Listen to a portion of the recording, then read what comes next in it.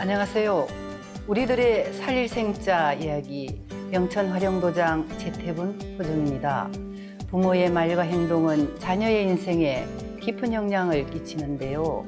특히 어릴 적 부모님이 정성을 다해 신앙하며 기도하는 모습은 삶과 신앙의 기감이 되곤 하죠.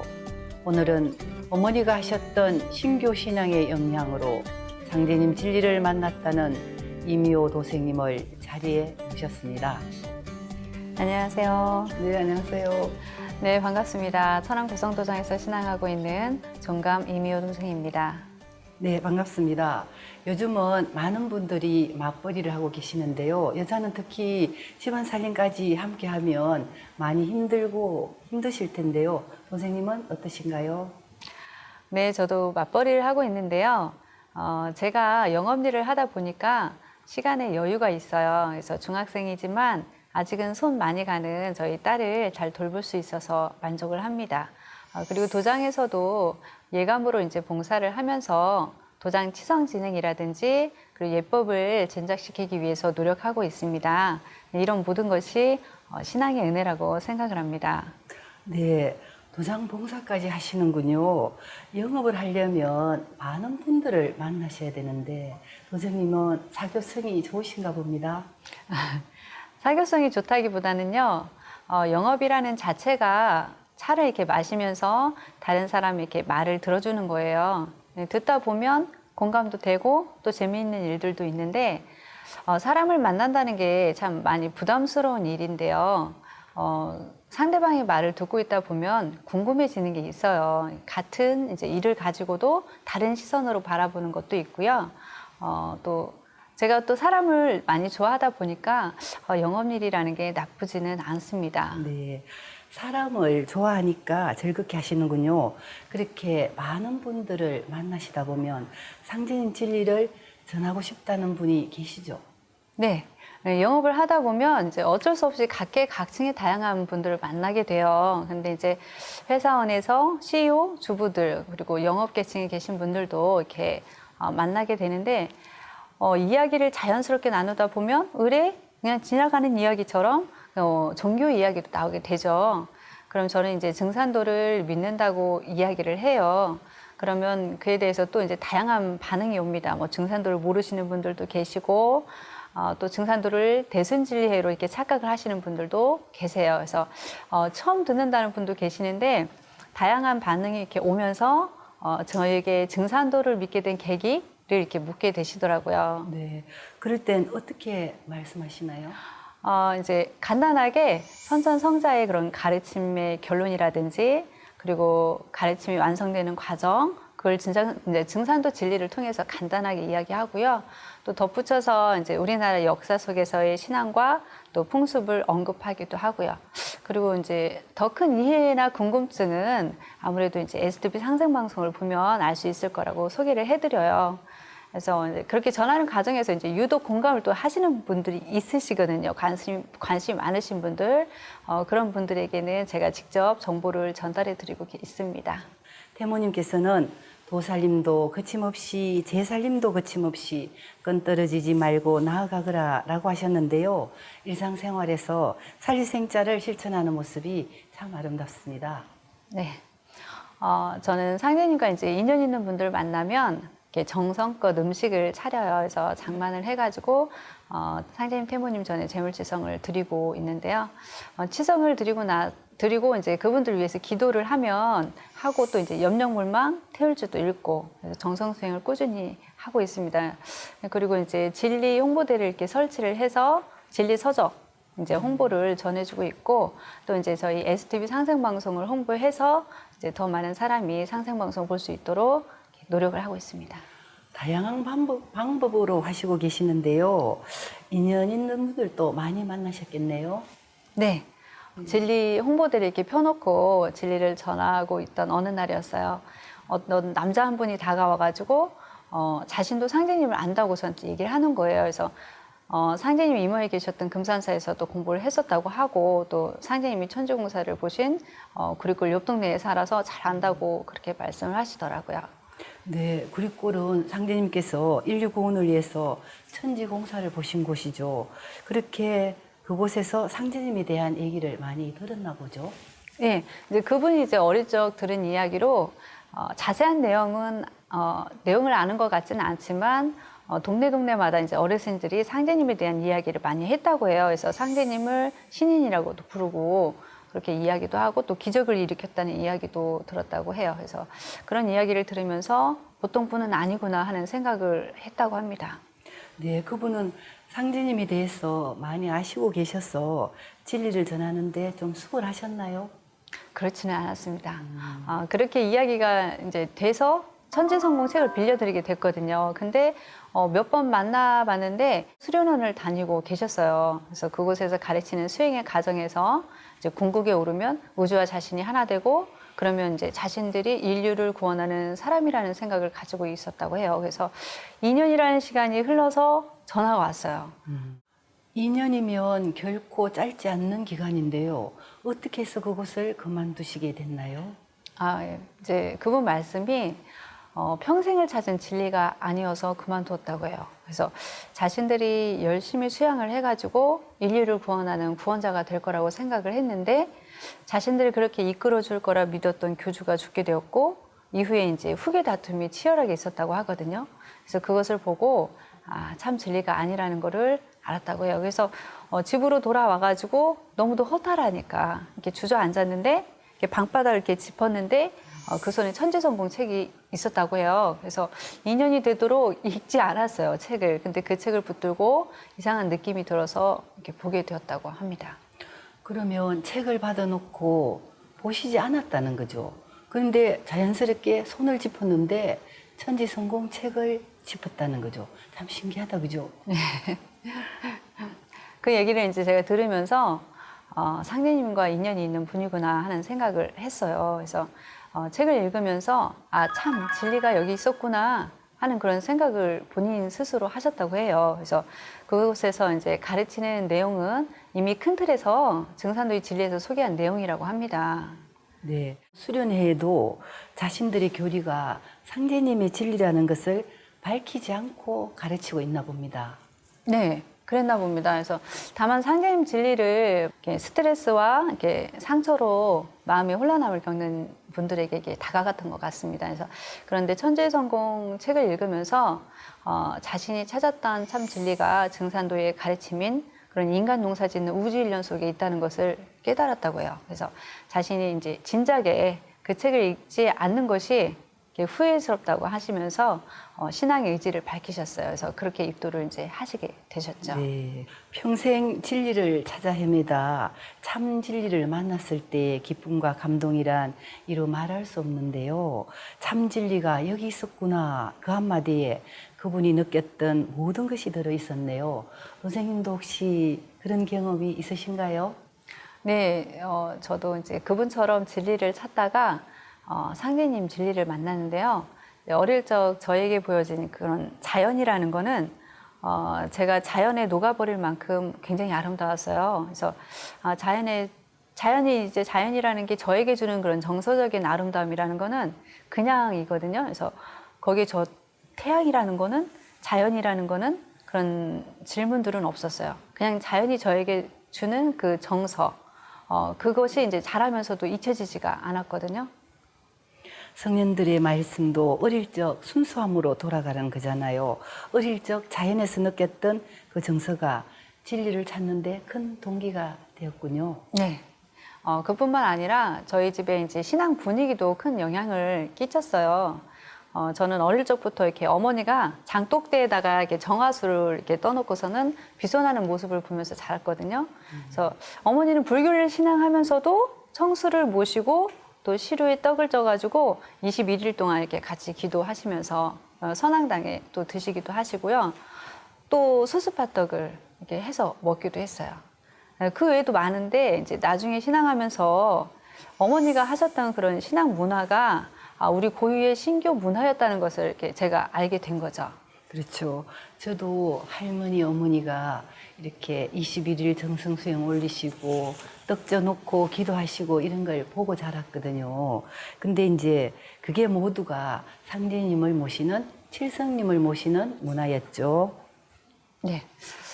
제가 이제 비록 어릴 적에 어머니를 따라서 함께 이렇게 청수 모시고 기도를 드린 적은 없어요. 근데 어머니가 그런 기도하는 모습을 보고 이제 그대로 배워서 어렵거나 힘든 일이 있으면 기도를 하게 되는 거죠.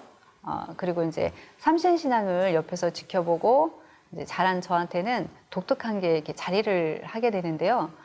바로 감사함이라는 겁니다. 그래서 어머니는 기도를 해도 그냥 하는 것이 아니고요. 그것이 떡이 됐든 이렇게 정화수가 됐든 꼭 무언가 이렇게 떠놓으시고 이렇게 기도를 하셨어요. 그래서 그냥은 없었어요. 그건 마치 감사하는 마음을 표현하는 것은 아닐까 그런 생각을 하게 됐고요. 또 추수를 하시고 음식을 이렇게 잔뜩 올리세요. 그리고 기도를 하시는 것도 이제 농사를 잘 짓게 해주셔서 올리는 거라고 하셨거든요.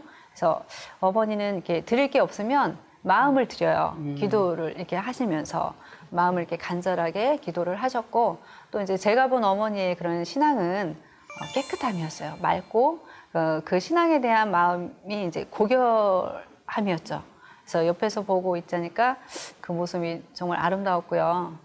그래서인지 그런 우리 민족의 그런 고유한 신앙 문화를 모두 이렇게 간직하고 있는 증산도가 결코 낯설지 않았어요. 그래서 오히려 이제 도장 성전에 처음 들어갔을 때 마치 이제 고향 땅에 가면 이제 흙 냄새를 맡잖아요. 근데 이제 그 고향 땅에서만 나는 특유의 흙 냄새가 있어요. 그래서 그런 냄새를 맡는 것처럼 저에게 이제 평화를 이렇게 가져다주고 또 이렇게 안정감을 주었죠.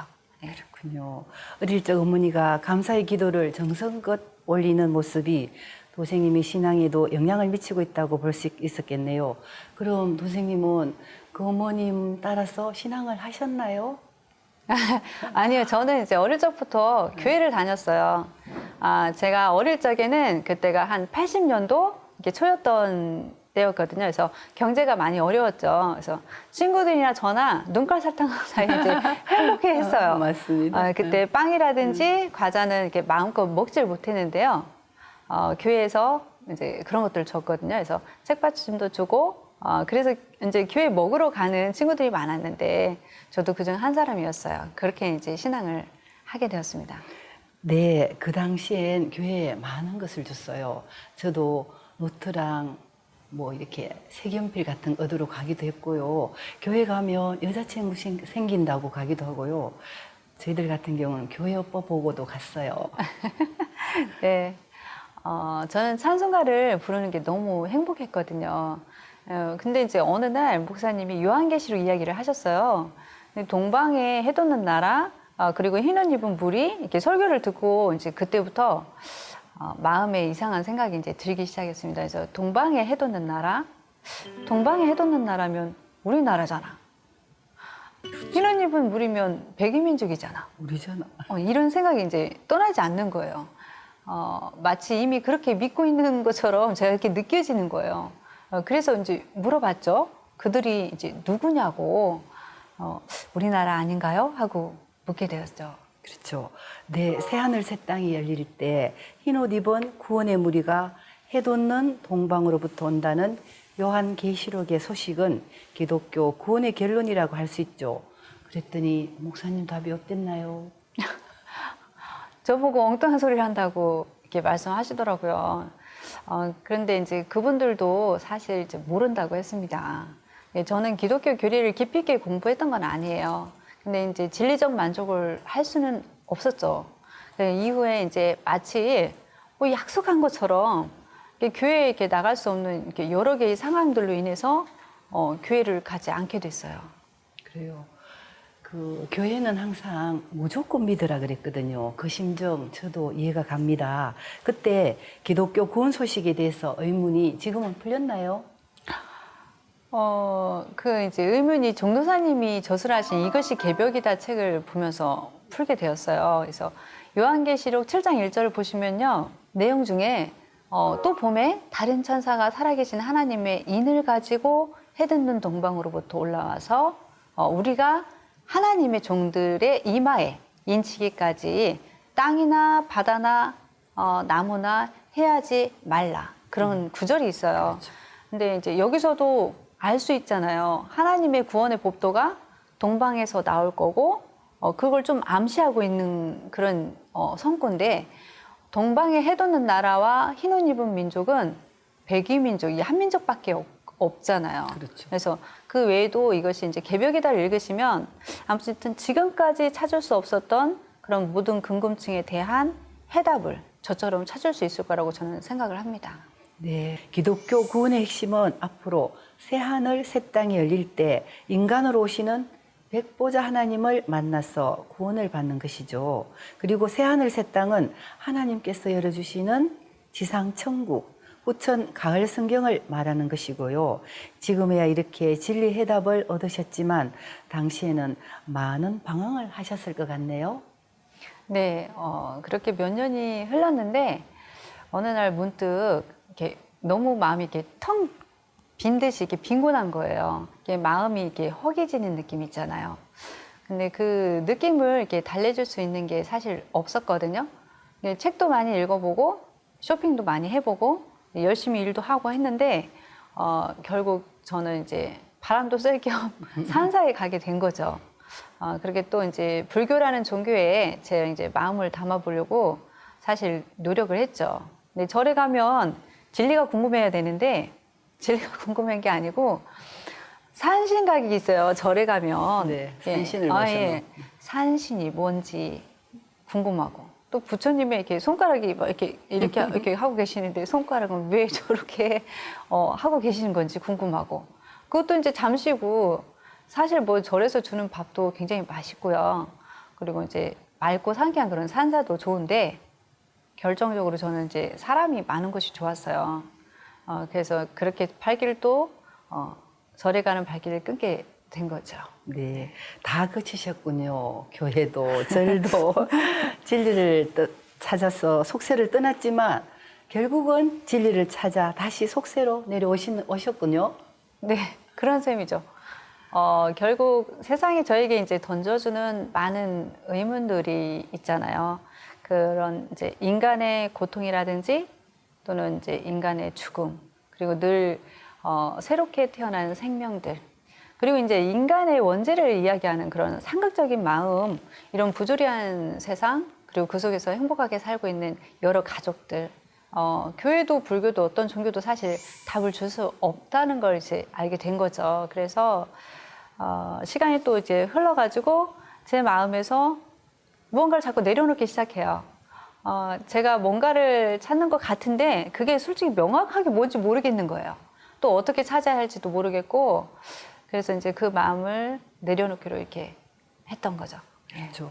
진리 해답을 더 이상 찾을 수 없다고 판단하시고 구도의 삶을 멈추셨는데 어떻게 상제인 진리는 만나셨나요? 네, 이제 종교를 생각하지 않고 세상에 이제 적응해서 이제 갈 때쯤에 길을 가다 보니까 신호등 앞에 설문조사 같은 걸 하고 있었어요. 그래서 사람들이 너무 많아가지고 뭔지도 그게 모르겠고 그래서 이제 패널 같은 게 막 이렇게 널려 있는데 가는 길을 또 바쁘니까 그냥 지나치게 됐죠. 그리고 이제 다음 해인 2002년도에 월드컵이 있었는데 그때 월드컵 때 논산 이렇게 종합운동장 앞에서 책을 이렇게 무료로 나눠준다고 했습니다. 네. 그 당시 상생방송에서 논산 시민을 위해 경기장에서 월드컵 중계방송을 틀어준 적이 있죠. 그때 진리를 만나신 거군요. 네, 그래서 이제 책을 받으러 갔는데 책이 다 떨어지고 없다고 했어요. 그래서 이제 얼마 후에 인터넷을 통해서 지금의 인도자를 만나게 됐고, 이것이 개벽이다 책을 전해받게 됐죠.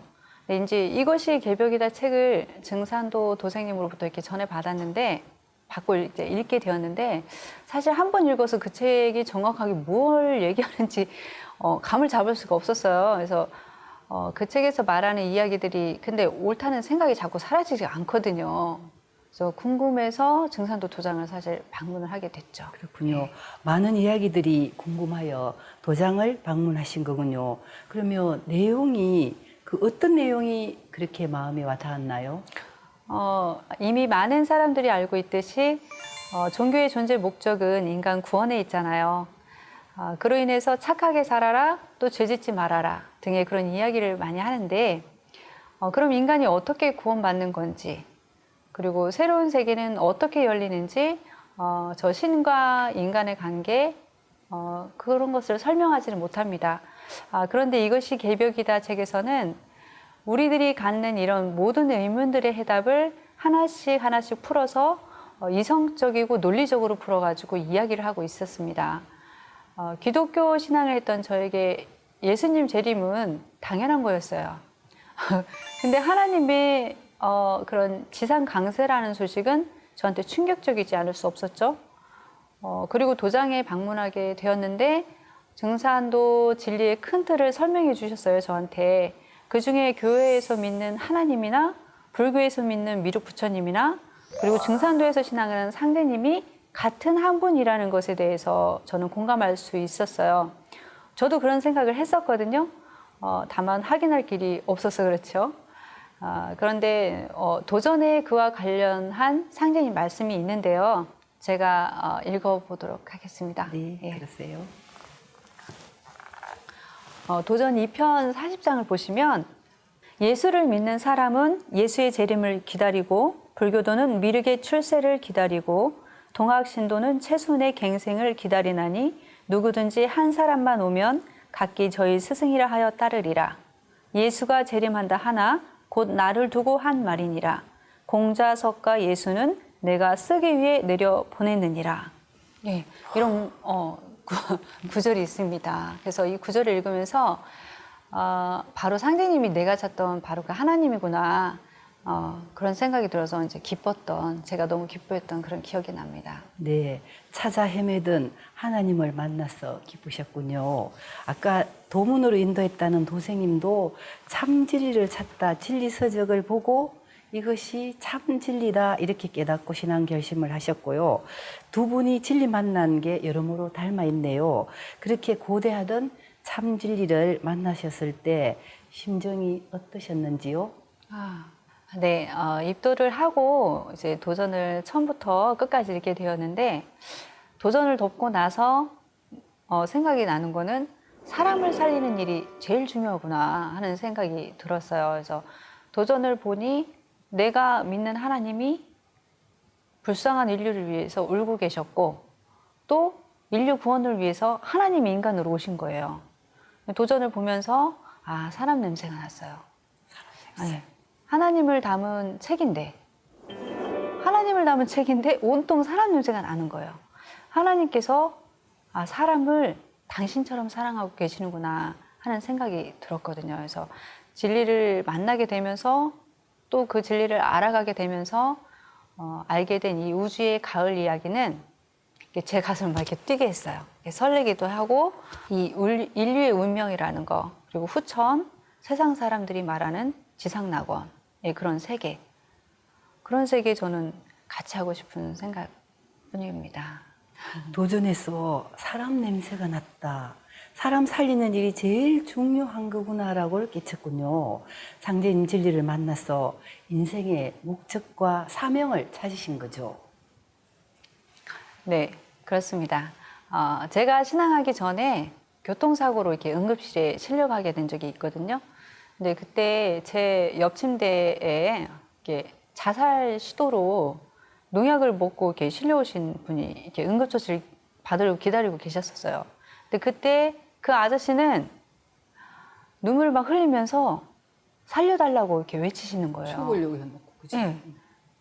이제 그분 어머니가 이렇게 함께 보호자로 이렇게 오셨는데 이렇게 어머니 손을 이렇게 꼭 부여잡고서는 엄마 살려주세요. 막 이렇게 살고 싶어요라고 이렇게 이야기를 하면서 이렇게 죽어 가는 거예요. 그래서 그 모습을 보고 좀 굉장히 슬프면서도 또 사실은 어리니까 그때는 어렸으니까 무서운 거예요. 근데 저는 이제 그 모습을 보고 생각을 하게 돼요. 죽으려고 본인이 스스로 죽으려고 약을 먹었는데 왜 저렇게도 간절히 살고 싶어 할까. 그런 일을 겪으면서 사람들에게 자신이 가진 아름다움을 알게 하고 또 그런 수고스럽지만 이 우주 안에 가장 빛나는 그런 일을 함께 하고자 하는 마음으로 제 마음이 충만하게 되었습니다. 네. 우주 안에 가장 빛나는 일을 함께 하자. 정말 멋있는 말씀입니다. 상제님 진리를 만나서 인생의 목표가 확고히 서게 되었나 봅니다. 네. 성직자에도 뜻을 두었었는데요. 이제 결혼을 제가 하게 되면서 이제 한 아이의 엄마로서 그리고 한 가정의 이제 주부로서 열심히 이렇게 살아가게 됐어요. 그러면서 이제 신앙을 열심히 했는데 신앙을 시작하면서 제가 새벽 수행을 한 2년 가까이 처음에 이제 시작을 하고 매일 이제 한두 시간씩 이렇게 수행을 했거든요.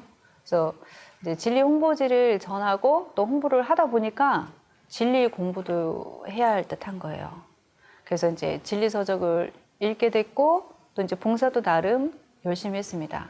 네, 상제님 말씀에도 10년 동안의 성의를 보이라는 말씀 있죠.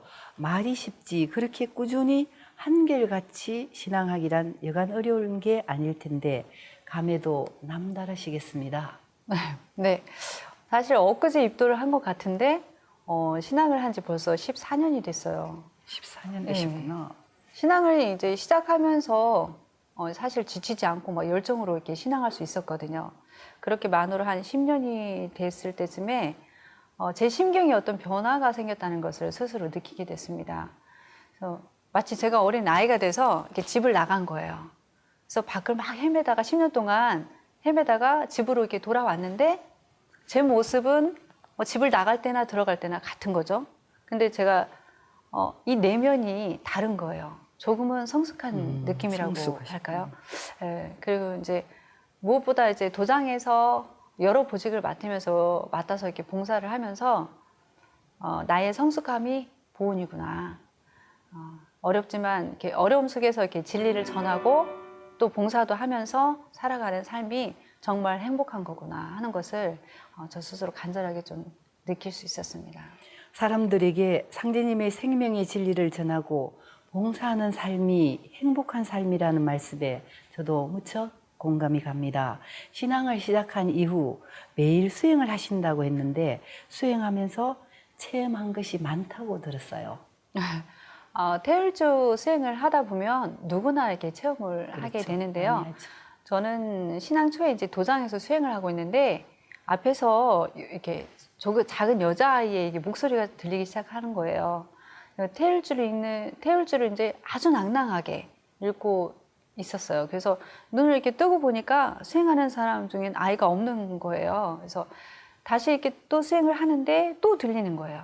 그래서 더욱 집중을 이렇게 해서 보니까 한 4살이나 5살 되어 보이는 여자아이가 하얀색 바탕에 이렇게 빨간 체리 모양의 그런 원피스를 입고서는 무릎을 꿇고서 한 도생님 옆에 이렇게 바짝 앉아가지고 열심히 태울주 수행을 하고 있었습니다. 네, 수행하는 여자아이 도생님이 신명을 본 것 같으신데요. 그 도생님의 아이였나 보죠? 아니요, 그건 아니었어요. 그 도생님은 총각이었거든요. 네. 그래서 이제 아이가 없으려니 쉽잖아요. 그래서 이제 물어봤죠. 그 도생님께. 그랬더니 머리 모양이나 옷차림, 이런 나이대를 말하니까 그 도생님이 너무 놀라시는 거예요. 그래서 말씀하시는 게 사실은 본인이 이렇게 교통사고를 냈는데 그런 자신의 잘못으로 인해서 어린 여자아이가 죽었다고 해요. 근데 이제 상제님 진리를 만나고 나서 이제 천도식이 있음을 알고서는 이제 죄책감도 있으시고 하니까 천도식을 해줬다고 하는데 그때 올린 패백 옷이 그 아이가 입고 있었던 옷이에요. 그러니까 인상착의나 여자 그런 모든 것들이 그 여자아이를 말하고 있었던 거죠. 그래서 그렇게 천도식을 통해서 저희와 함께 열심히 태울주 수행을 하는 그런 경험을 또 하게 되었습니다. 네. 회원 천도식은 신명의 원한을 풀어드리고 상제님 도문으로 인도하는 성스러운 예식인데요. 그 아이 신명이 도장에서 함께 수행을 한 것에서 회원 천도식의 중요성을 다시 한번 느낄 수 있네요. 네, 이제 그것을 제가 보면서 조상님과 이렇게 원한 맺은 분들의 천도식을 꼭 해드려야겠다는 생각을 했습니다. 그리고 수행을 이렇게 하다 보면 선몽이라는 걸 받게 되는데요. 저희 도련님이 차 사고가 굉장히 많이 나요. 정말 자주 나는데 제가 선몽으로 그것을 보고 사고를 이제 조심하라고 말해줄 때도 많았어요. 그게 완전히 피하지는 못해도 크게 이제 사고 날 것을 몇 번 막은 적이 있거든요. 그 외에도 이제 집에 도둑이 들 거라는 걸 미리 이렇게 본 적이 있습니다. 그렇죠. 애지몽이라고도 하죠. 선몽을 어떻게 하시는지 구체적으로 말씀해 주시겠어요? 선몽은 마치 현실이었던 것처럼 그런 착각을 일으킬 때도 있어요. 이게 나의 생각이 아니라 제가 뭐 미리 생각을 했다거나 그런 것들이 아니라 보여지는 것에, 꿈에 이렇게 보여지는 것에, 나라면 이렇게 생각할 수 없었던 그런 일들이 이렇게 컬러풀하게 현실처럼 그려지거든요. 그리고 그 속에서 일어나는 일들이 말하지 않아도 그대로 전달되고 제가 알아지는 그런 거예요. 그래서 무엇을 의미하는지 무엇을 말하는지 그냥 마음에 그려지듯이 그냥 알아요. 그 중에 이제 한 가지를 제가 꼭 이제 말씀을 드리자면 이제 한 번은 꿈에 친정 어머니가 이렇게 언니를 데리고 온 거예요. 근데 돌아가신 후에 생전 꿈에 나타나지 않으셨는데 제게 이제 오신 거죠, 그날. 근데 그날은 언니하고 함께였어요. 그래서 아무 말씀도 없이 제 뒤만 언니를 데리고 그냥 이렇게 마냥 따라다니시는 거예요. 그래서 아무래도 이상한 거죠. 그래서 언니한테 전화를 했어요. 그랬더니 이렇게 몸이 아파서 언니가 이렇게 누워있다는 거예요. 그래서 뭐가 잘못된 건지 병원에서도 전혀 모르겠대요. 그래서 그리고 이제 일어나면 어지러워서 아무 생활을 하지 못하는 거죠. 걷지도 못하고. 그래서 제가 생각할 때 그래서 어머니가 오셨구나 하는 생각에 제가 이제 청수치성을 하게 됐어요. 그래서 한 3일 정도 기도를 하고 나서 언니한테 전화를 해보니까 지금은 뭐 다 나아서 생활하는데 아무런 문제가 없다고 그렇게 얘기를 하는 거였습니다. 네, 그렇군요. 애지몽, 선몽이라 그러죠. 저도 가끔 꾸는데요. 저희 도생 중에 한 분이 건강해 보이는데 제 꿈에서 어떤 부위가 아파서 수술하는 그런 꿈이 꾸였거든요. 근데 그게 얼마 뒤에 그대로 그 병으로 그렇게 수술을 하게 되더라고요. 그래서 이렇게 그 뒤는 경과는 아주 좋지만 이렇게 꿈으로 되게 선명하게 보이시고 또 다른 악기에 도둑 얘기도 하셨잖아요. 네. 저도 똑같이 봤거든요. 그리고 막 112에 신고하는 그대로 현상으로 일어나는 게 참 무서웠습니다. 또 다른 체험은 없으시나요? 제가 이제 한 번은 언니에게 전화가 왔어요. 다른 언니인데 조카가 아프다는 거예요. 그래서 해열제를 먹였는데 해열제를 먹여도 열이 이렇게 내리지를 않고 병원도 집에서 너무 멀어서 병원을 갈 수가 없다는 거예요. 그래서 제가 증산도 신앙을 하고 있다는 거를 언니가 알고 있었고 또 태울주 치유 문화가 있다는 것도 알고 있었어요. 그래서 저에게 그래서 전화를 한 거죠, 언니가. 그래서 태상 전도사님께서 아무리 멀리 있어도 내가 그 사람을 생각하면서 기도하고 태울주를 읽으면 아픈 것도 낫게 해줄 수 있다고 하셨던 기억이 있거든요. 그래서 그 말씀대로 이제 태울주를 읽어서 치유를 해주었어요. 실질적으로 낫을 수 있어서 다행이었고요. 네. 또 마음으로 이렇게 조카를 위해서 기도하고 이게 바르게 앉아서 단전으로 이렇게 호흡을 하면서 머리로는 조카의 이제 얼굴을 떠올리는 거죠. 예, 나을 거라는 믿음을 가지고 이제 읽는 거예요. 제가 이제 그렇게 하고 나서 이제 조카의 열이 내리고 나서 또 완치가 됐죠. 그렇군요. 태울주 치유를 하셨군요. 상지님께서는 내가 이 세상 모든 약 기운을 태울주에 붙여 놓았느니라. 약은 곧 태울주니라. 이렇게 하셨잖아요. 태울주의 전지조화를 몸소 체험하셨군요. 네. 저도 그 일들을 겪으면서 태울주는 여의주, 또 여의주는 태울주니라 하신 도전 말씀이 이렇게 절감하고 있고요. 특히 저희 이제 아이도 알레르기성 자반증이라는 이렇게 자색반증에 걸려서 고생을 좀 많이 했어요. 그때도 태울주의 그런 조화 기운으로 치유를 했습니다. 알레르기성 자반증이라고요. 처음 들어보는 것 같은데 그게 무슨 병이었죠? 자색반증은요, 19세기부터 한의학서에 기록되어 있다고 나오는데요. 처음에 다리 부분에 자색에 이렇게 반점이 생겨요. 그리고 관절이 많이 붓습니다. 이게 굉장히 이렇게 부풀어 올라와요, 관절이. 그래서 못 걸어요. 못 걸을 만큼 붓는데 그 후부터는 이제 면역 기능이 자기 자신을 공격을 해요. 면역력을 자가 면역이 자기 자신을 공격을 해서 면역력을 떨어뜨리고 동시에 장기가 이렇게 굳어요. 위, 장이 다 이렇게 굳어가요. 그래서 이렇게 장기가 굳으니까 물만 이렇게 먹어도 굉장히 고통스러워 하거든요. 그래서 저희 아이도 이제 아랫배 대장 부분을 이렇게 만져보면 여기가 장기가 굳어가고 딱딱하게 다 손으로 이렇게 잡힐 정도로 다 장기가 이렇게 만져졌거든요. 그래서 처음에 청소년 의학과를 갔어요. 이게 뭔지 모르겠는 거예요. 그래서 근데 의뢰서를 이렇게 써주시면서 자색반증 같다고 하면서 큰 병원으로 가래요. 그래서 아이를 데리고 이제 대학병원 응급실에 갔거든요. 그래서 여러 검사를 했는데 자색반증이 맞다고 하면서 병의 원인을 모른대요.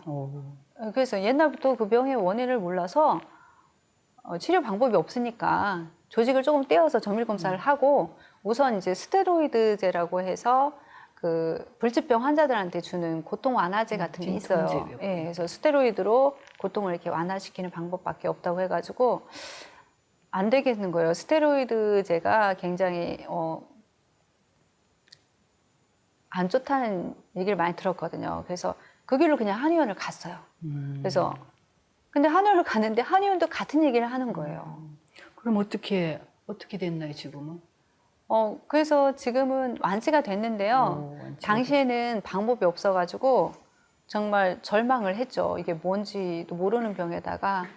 그리고 근데 마침 이제 상계임 성탄절을 맞아가지고 태울궁에서 태울주 도공전수가 있다고 얘기를 들었어요.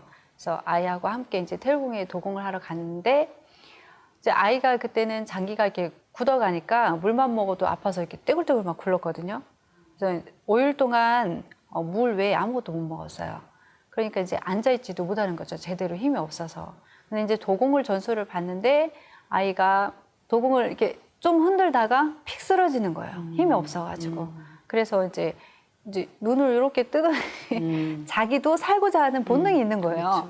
그렇죠. 눈을 이렇게 뜨더니 엄마 나를 자기 무릎에 앉혀놓고 도공을 하라는 거예요. 제 무릎에 앉혀놓고. 그래서 그래, 알았어. 그래갖고 이제 무릎에 앉혀놓고 이제 도공을 하기 시작했죠. 그래서 도공을 마쳤어요. 도공을 이제 무사히 마치고 이제 숙소에서 잠을 자고. 근데 이제 정말 사실 큰 기대를 할 수는 없었어요. 근데 5일째, 이제 6일째 되는 날 아침이죠. 아침에 도공 전수를 받고 그 다음날 아침에 아이가 딱 일어났는데 일어나자마자 배가 고프다고 막 그러는 거예요. 그래서 배가 고파? 그러니까 배가 고프대요. 그래서 그래 물을 줬어요. 숭늉을 떠갔죠. 왜냐하면 그냥 물을 먹이기에는 아무것도 자꾸 못 먹으니까 숭늉이라도 먹여야겠다 해서 숭늉을 끓여놨었는데 숭늉 보온병에 있는 숭늉을 주니까 그걸 벌컥벌컥 마시더니 숭늉 안에 있는 밥을 그냥 다 떠먹는 거예요. 그래서 괜찮아? 그랬더니 괜찮대요. 안 아파? 했더니 안 아프대요. 그래서 혹시 몰라서 이제 탈수 증상이 탈진이 될까봐 메론을 이렇게 싸갔었어요. 메론이 가장 부드럽게 목 넘김이 편리하니까 메론을 싸갔는데 메론도 뚜껑을 열더니 다 먹는 거예요. 어머나. 네. 그러니까 너 괜찮아? 했더니 괜찮대요. 그래서 너무 기쁘죠. 물론 이제 완치됐을 거라는 솔직히 생각은 안 했어요. 그 정도만으로도 너무 감지덕지하고 감사했던 거죠. 그런데 그날 이제 치성을 마친 음식을 이제 먹는 음복 시간이 있었어요. 그래서 음복 시간에 닭도 나오고 과자도 나오고 막 별의별 게 다 나오잖아요. 떡도 나오고. 근데 이게 다 병원에서 먹지 말라는 거거든요. 그렇죠. 네. 근데 아이가 막 닭을 딱 들더니 어머 세상에. 닭다리 막 뜯고 과자도 먹고 떡도 먹고 음복도 했죠 그날. 막걸리도 한 모금 마시고 정말 이렇게 5일째 아무것도 먹지 못하고 담요에 싸서 갔거든요. 아이가 이제 한기가 될까봐 담요에 싸서 엎혀서 갔는데 도공을 마치고 그 다음날 당당하게 걸어서 완전히 100% 완치가 돼서 집으로 돌아왔습니다. 세상에. 네, 지금도 건강하게 잘 자라고 있어요. 태울주 동옥으로 완전히 완치된 거죠. 네. 너무 잘 되셨습니다. 가족 중에 아픈 사람이 있으면 근심 걱정이 끊일 날 없는데 특히 아이가 아프면 부모 마음은 너무 아프죠. 네. 아이가 이제 아파서 고통받을 때 기도를 하면서 이렇게 많은 이야기를 했어요. 이게 저를 뭐 대신 데려가세요부터 시작을 해서 이럴 수는 없습니다까지 이제 다양한 원망까지. 이야기를 네. 한 것 같아요. 네. 근데 이제 아이가 심하게 아팠던 5일째 되는 날, 5일 되는 날은 그 5일이 마치 50년 같은 거예요. 그래서 이제 끝내는 저는 이제 상계님 뜻대로 하소서 하고 기도를 했습니다. 그리고 이제 태울주 도공을 이렇게 하면서 치유하기 위해서 태울공에 갔다가 아이가 기적같이 이제 나와서 오게 됐을 때는 사실 기쁘기보다는 어안이 좀 벙벙했죠. 그렇죠. 이게 진짜다 하는 생각이 들기도 했고 네. 고쳐주실 거라고 믿으면서도 사람 마음이라는 게 그렇잖아요. 그래서 상계님 뜻에 또 막힌 터고 제가 그래서 아무 생각도 사실 없었거든요. 그냥 솔직히 저도 마냥 신기했고요. 그래서 완치라는 확신이 들었을 때는 그냥 감사한 거죠. 감사하고 또 감사했습니다. 기적입니다. 그죠? 내 아이가 모쪼록 건강하게 잘 자라길 바랍니다. 그런 신앙의 체험들이 쌓여서 도생님이 진리를 전하는데 더욱 적극적이 되셨나 보죠? 네. 저도 그렇게 생각하는데요. 그런 태울주에 대한 확신에 힘입어서 도생님을 도문으로 인도한 적도 있습니다. 네, 하루는 진리 홍보대 활동을 하는데 어떤 여자분이 도전을 찾았습니다. 저 증산도 도장도 방문을 했었다고 합니다. 그렇게 인연이 되었지만 자신은 종교를 믿지 않는다고 했습니다. 그분은 신앙에 관심이 없는 것 같은데 왜 도전을 찾았죠? 증산 상계님이 미륵님이라고 그리고 이제 증산도 진리가 진짜라고 아시면서 네, 자신이 다녔던 그런 절의 주지 스님이 그렇게 말씀을 하셨다고 해요. 네. 그래서 마침 제가 이제 진리 홍보대를 통해서 증산도 서적을 홍보하고 있으니까 본인이 도전을 사고자 했습니다. 그렇게 한 8년 동안 소통을 하면서 아는 언니로 지내왔었어요. 어느 날 퇴직을 하셨다고 하더라고요. 그래서 소식을 듣고 만나게 됐죠. 8년을 알고 계셨다고요. 참 도생님은 인연을 소중하게 여기신다는 생각이 듭니다.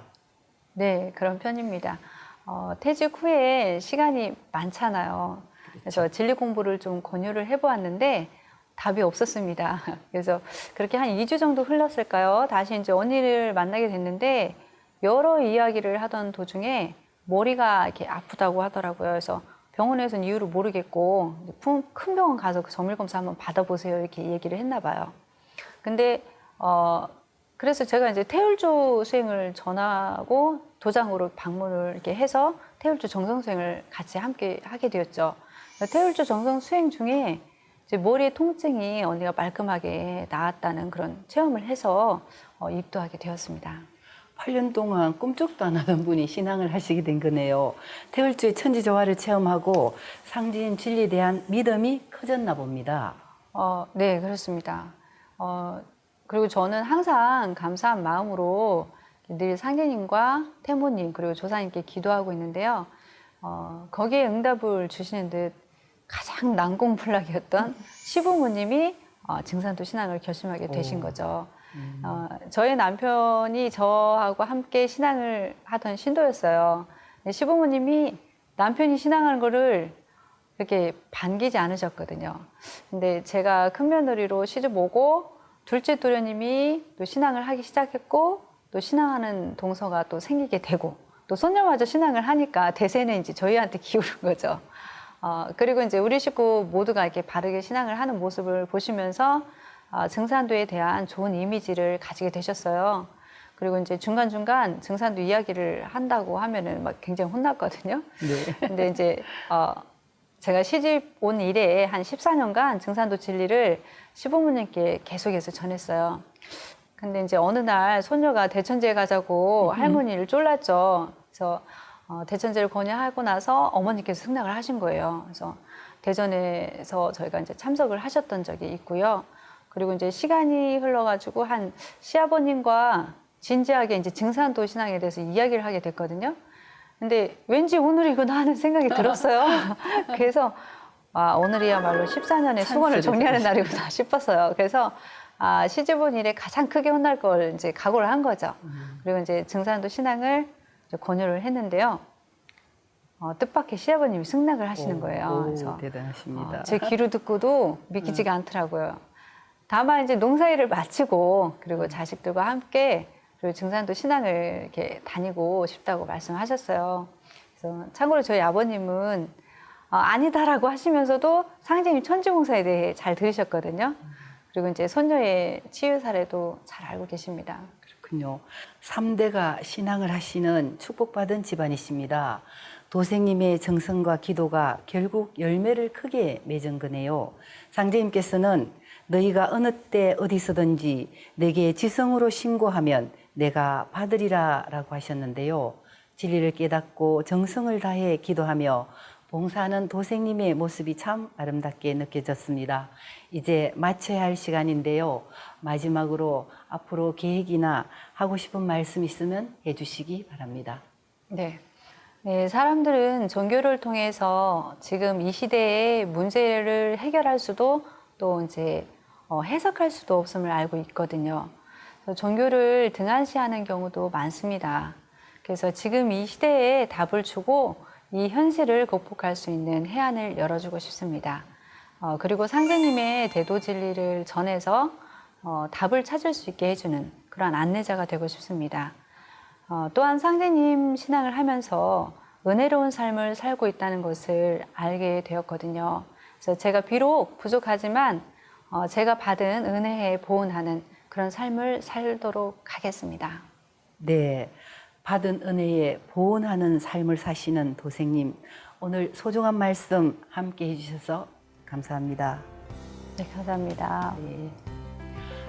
기성 종교와 철학, 예언의 공통점이자 결론은 앞으로 닥치는 대병국기에 메시아가 지상에 오셔서 새 세상을 열어주신다는 건데요. 바로 가을 기백기에 인류를 구원하고 후천 성경을 열어주시기 위해 이 땅에 강세하신 정산 상제님에 대한 소식을 말하는 것이죠. 상제님의 참 진리를 만나 봉사하는 삶에서 행복을 느낀다는 이미호 도생님의 사연에서 신앙의 감동과 기쁨을 느낄 수 있었습니다. 우리들의 살생자 이야기, 그럼 다음 시간에 뵙겠습니다. 함께 해주신 여러분 고맙습니다.